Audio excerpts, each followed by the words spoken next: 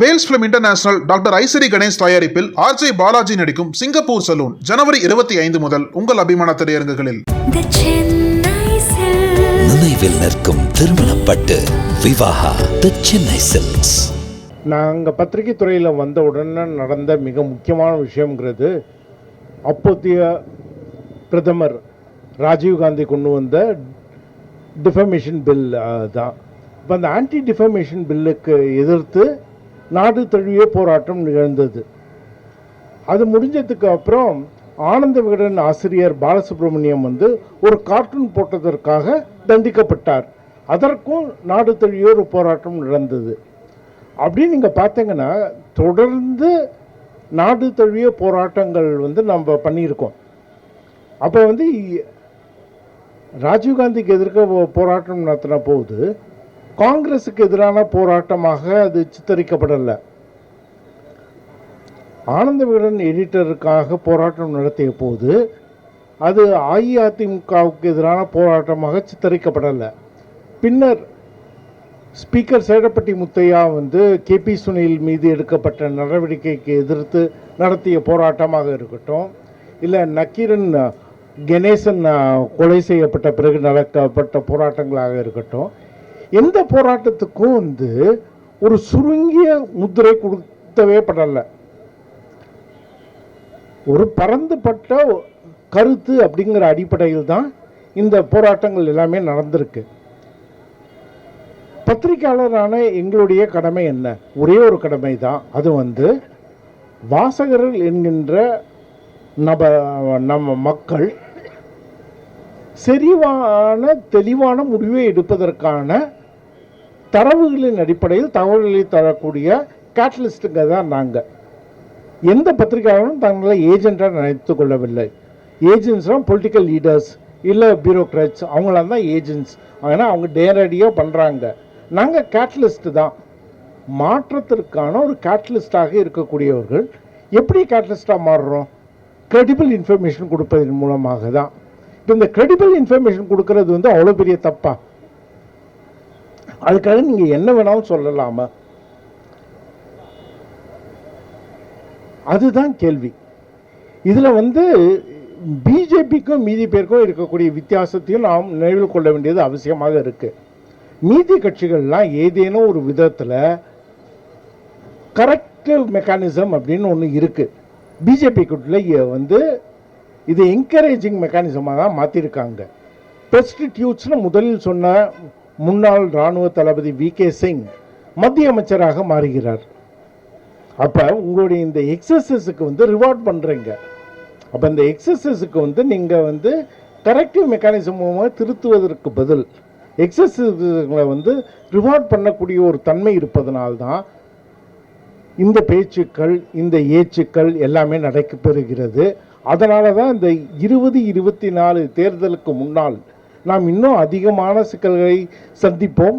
ஆனால் எல்லா சிக்கல்களையும் தைரியத்துடன் எதிர்கொள்வோம் நான் சொல்லி நன்றி விடைபெறுகிறேன். வணக்கம்.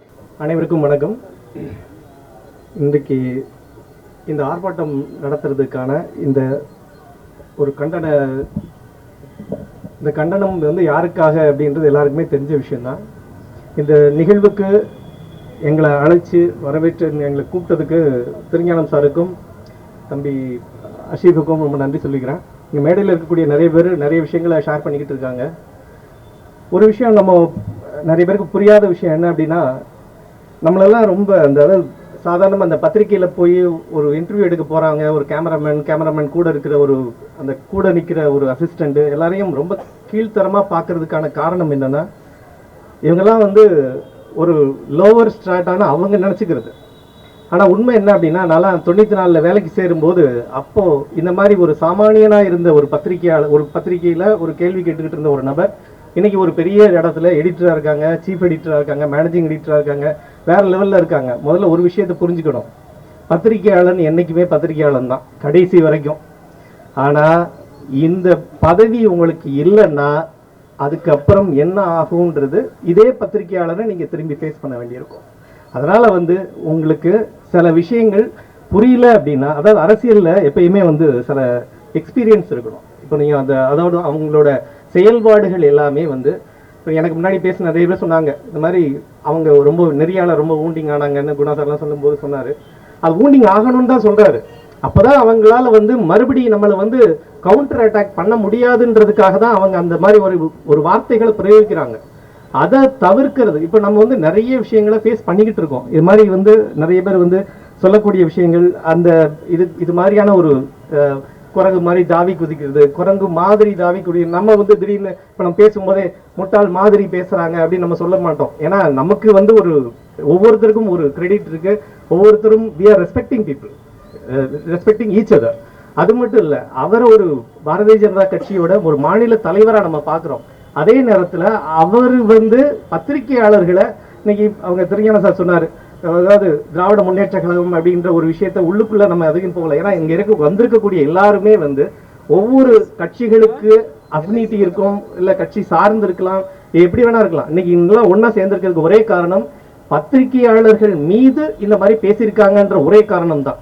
அப்படி இருக்கிறதுனால நமக்குள்ள இருக்கக்கூடிய, அதாவது இந்த லார்ட் கர்சன் வந்து 1905 வந்து இந்த பிரித்தாளும் சூழ்ச்சின்றது ஒரு விஷயத்தை அப்பவே ஆரம்பிச்சிட்டார். அந்த பிரித்தாளும் சூழ்ச்சி இன்னைக்கு வரைக்கும் சிலர் ஃபாலோ பண்ணிக்கிட்டே இருக்காங்க, அது இன்க்ளூடிங். ஸோ இந்த பிரித்தாளும் சூழ்ச்சிக்கு நம்ம வந்து பலிகடா ஆகாம அதை எப்படி ஒரு லாவகமா வெளியில அதுல இருந்து வர முடியுமோ அது மாதிரி வந்தா மட்டும்தான் சில விஷயங்களை நம்மளால அந்த சூழ்ச்சியில இருந்து தவிர்க்க முடியும். பத்திரிகையாளர்கள் எல்லாம் ஒன்றிணையணும் அப்படின்றது எல்லாரோட ஒரு முன்னேற்பாடு தான். இங்க இருக்கக்கூடிய மேடையில இருந்து அமர்ந்திருக்கக்கூடிய நம்ம மூத்த முன்னோடிகள் எல்லாருமே அதை தான் முன்னெடுத்து பார்த்துட்டு இருக்காங்க. அப்படி இருக்கும்போது நமக்குள்ள இல்ல அந்த இருக்கக்கூடிய அந்த பிரிவினைய ஒரு மாதிரி பயன்படுத்தி இந்த மாதிரி ஒரு தாக்குதலை அவங்க ஈடுபடுறது வந்து ஒரு வரம்பு மீறி பேசுறதுங்கிறது இனிமே நிறுத்திக்கணும். இல்லைன்னா கண்டிப்பா இதுக்கு அடுத்த கட்ட நடவடிக்கையா நாங்க சென்னை பிரஸ் கிளப் உள்பட எல்லா மீடியா, அனைத்து பத்திரிகையாளர்கள் மன்ற எல்லாரும் சேர்ந்து கூட்டமைப்பா சேர்ந்து கூட இதை வந்து அடுத்த கட்டத்துக்கு எடுத்துட்டு போகக்கூடிய ஒரு சூழல் வரும். ஏன்னா இது வந்து ஒரு பிக் பாஸ் வீடு கிடையாது. இன்னைக்கு ஒரு பேசிட்டு நாளைக்கு போய் சாரி கேட்கிறேன், மன்னிச்சிருங்க பிரதர் சாரி அப்படின்றதெல்லாம் வேணாம். இனிமே இந்த சாரியே கேட்காதீங்க. சாரிக்கு அதுக்குண்டான மரியாதை போச்சு. நீங்க வந்து சாரியே கேட்கக்கூடாது. ஏன்னா ஒவ்வொரு வாட்டியும் இது வந்து ஒரு தடவை இல்லை, அசீப் சொல்லும் மாதிரி ஆரம்பத்துல இருந்தே ஒவ்வொரு முறையும் ஒரு விஷயம் பேசுறது, அப்புறமா உடனே நாங்க வந்து எங்க ஊர்ல பேசணும், நாங்க எங்க ஊர்லயே தான் நிறைய பேசுவோம், திருநெல்வேலியில பேசுற கதையெல்லாம் அங்க வந்து பேசணும்னா அது வந்து அந்தந்த சூழலுக்கு எந்த இடத்துல எப்படி பேசணுமோ அதை தான் பேசணும். அதனால வந்து தேவையில்லாம பேசி இந்த வாயை கொடுத்து புண்ணாக்கிறதுன்னு சொல்ற மாதிரி இவர் ஒரு சில விஷயங்களை சரியா பண்ணலைன்னா கண்டிப்பா அரசியல்ல மட்டும் இல்ல காணாம போயிடுறதுக்கான வாய்ப்பு இருக்கு. அவர் அரவிந்தாக்ஷன் சொன்ன மாதிரி இவர் வந்து அவங்களோட முக்கியமா வந்து பாத்தீங்கன்னா ஒரு கவுன்சிலிங் கொடுத்து இவரை ப்ராப்பரா ஒரு நெறிமுறைப்படுத்தணுன்றது மட்டும் இல்ல, இங்க நமக்கு எனக்கு முன்னாடி பேசுனவங்க மாதிரி கண்டிப்பா இதை வந்து இதோட நிறுத்திக்காம வெறும் போராட்டம் இவங்க சும்மா பேசுவாங்க போயிடுவாங்க அப்படின்னு இல்லாம அடுத்த கட்டமா இது மேலும் வந்து கண்டிப்பா வந்து நம்ம அது ஒரு கோர்ட்ல கொண்டு போய் கண்டிப்பா இதுக்கு எதிரா இனிமே இப்படி பண்ணக்கூடாது அப்படின்னு சொல்லி இதுக்கு நம்ம கண்டிப்பா முன்னெடுக்கணும். அதுக்கு எல்லா பத்திரிகையாளர்களும் ஒன்று சேர்ந்து, ஒருத்தர் ரெண்டு பேரும் இல்லை, எல்லாரும் ஒன்று சேர்ந்து கூட்டமைப்பா சேர்ந்து இதை ஃபைட் பண்ணணும் அப்படின்னு கேட்டுக்கிறேன். நன்றி, வணக்கம். நக்கீரன் டிவிக்கு சப்ஸ்கிரைப் செய்யுங்கள். உங்கள் ஆதரவே எங்கள் பலம். ஆசிரியர்களுக்கு நண்பனாகவும் மாணவர்களுக்கு ஆசானாகவும் திகழும் தேர்வு வழிகாட்டி. ஒவ்வொரு பாடத்திற்கும் அனுபவமிக்க ஆசிரியர்களின் துல்லியமான தெளிவான விடைகள். CNC இருக்கு, தேர்வு பயம் எதற்கு? இது தீரன் பப்ளிஷிங் ஹவுஸ் விற்பனை வெளியீடு.